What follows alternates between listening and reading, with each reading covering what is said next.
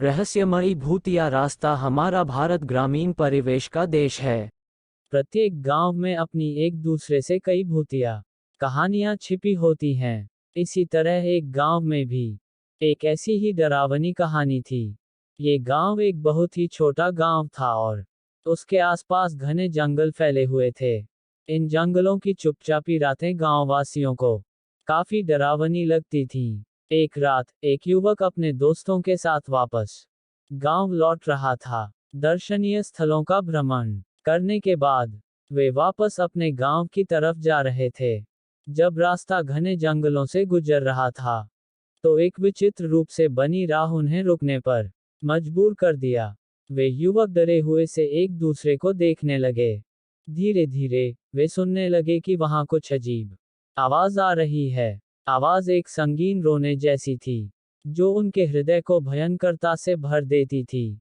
वे युवक दोस्त एक दूसरे को देखकर बिलबिला रहे थे, किंतु किसी को भी दिखाई नहीं दिया।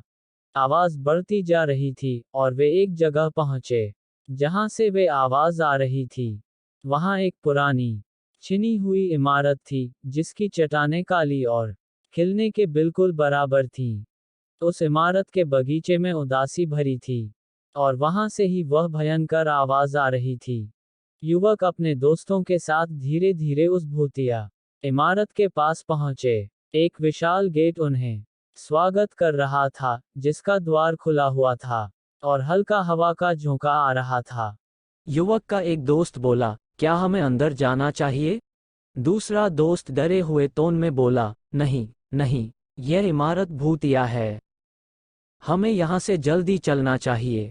लेकिन युवक ने अपने दोस्तों को संभालते हुए कहा, शांत हो जाओ, ये सब बातें सिर्फ डर को बढ़ाने के लिए होती हैं। मैं चाहता हूं कि हम एक नज़र से देखें कि कुछ वास्तविकता है या नहीं। युवक धीरे धीरे आगे बढ़ा और वे सभी अद्भुत दृश्यों का सामना करने लगे। उन्हें लगा कि उन्हें वहां कुछ अजीब सा महसूस हो रहा है। एक अचानक हवा की लहर ने उन्हें सांस लेने में कठिनाई पहुंचाई। वे सभी दोस्त आगे बढ़ने से डर गए और वापस मुड़ने की कोशिश करने लगे।